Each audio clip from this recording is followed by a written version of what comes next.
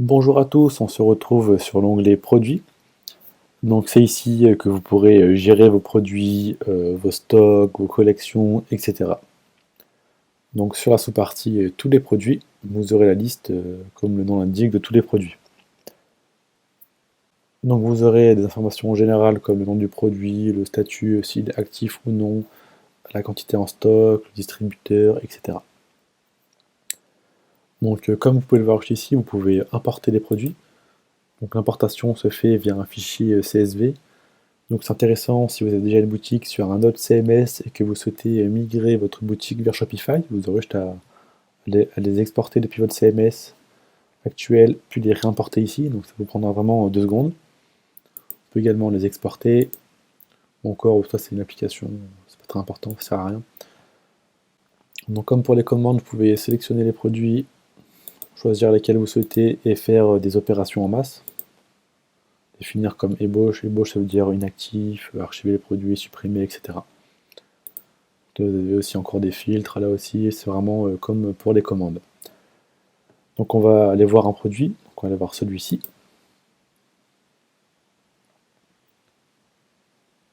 Donc là, c'est vraiment très simple. Vous avez ici le titre du produit. Le titre du produit, c'est que vos clients ils verront là, c'est le même, comme vous pouvez le voir. Puis la description, voilà. C'est vraiment très simple, pas besoin d'être développeur web ou quoi que ce soit. En quelques clics, vous pouvez vraiment tout faire. Ici, vous pouvez mettre les images, hein. Ça se fait également en quelques clics. Donc là, ce sera les variantes, si votre produit dispose de plusieurs variantes. Donc les variantes, là aussi, on peut faire des opérations en masse, on peut faire des actions en masse. Donc là, par exemple, si j'ouvre l'éditeur en bloc, je pourrais, par exemple, modifier le prix de tous les produits facilement. Voilà, c'est vraiment très simple. Donc on va modifier manuellement une variante pour voir un exemple. Donc celle-là, par exemple.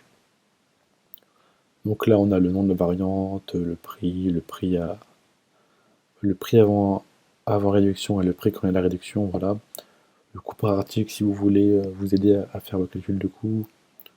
Là, c'est pour le stock, la gestion du stock, la quantité disponible, le poids, voilà, plein d'informations. Là, vous avez chacune des variantes que vous pouvez modifier. Donc ensuite, ici, ça c'est pour rendre le produit actif ou non. Et les canaux de vente, c'est pour l'activer sur votre boutique en ligne ou sur d'autres plateformes de vente. Là, c'est un aperçu, hein, c'est un petit résumé du nombre de commandes pour ce produit. Donc là, c'est pour, par exemple, l'organisation, c'est pour la gestion des produits, par exemple pour les classer dans les collections, etc. Par exemple, si vous mettez des balises thé d'oreiller, et que vous créez une collection avec la balise thé d'oreiller, tous les produits qui ont la balise thé d'oreiller vont se retrouver dans la collection thé d'oreiller. Ici, c'est pour le lien qui va apparaître. Donc ça, c'est le titre qu'on verra en haut. C'est le titre qu'on voit là. Et ça, c'est le lien que le client verra. Donc nous allons voir la sous-partie stock. Donc ici, vous pouvez gérer votre stock, faire des entrées de stock par exemple.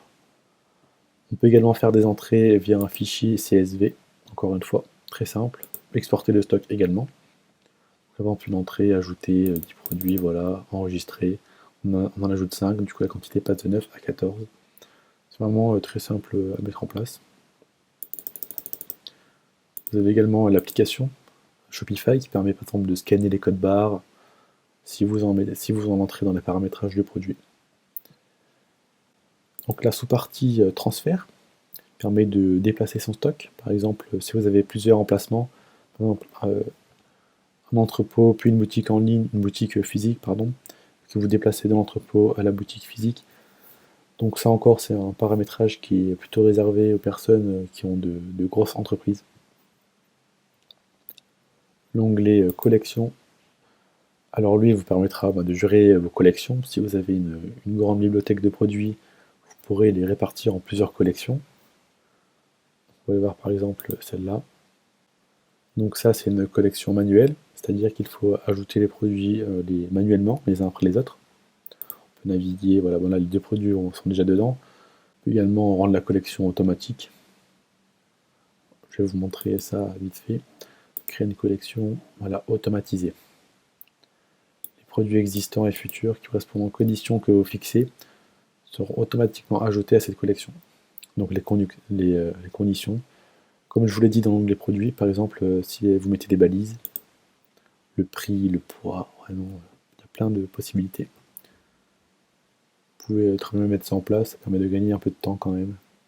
Mais il faut bien penser du coup au préalable à bien mettre les balises dans les produits, sur la fiche produit. Là aussi on peut modifier le référencement de la collection. Voilà. Pour le SEO notamment, c'est intéressant. Enfin, nous allons voir la sous-partie carte cadeau. Donc elle permet tout simplement de créer des cartes cadeaux pour les vendre ou les envoyer à vos clients.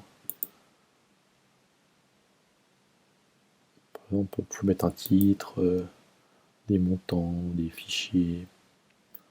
Si vous voulez vraiment fidéliser votre clientèle, c'est vraiment très intéressant. Si vous avez du optique long terme, ça vaut le coup. Donc merci d'avoir visionné la vidéo. On se retrouve dans le prochain onglet, l'onglet client.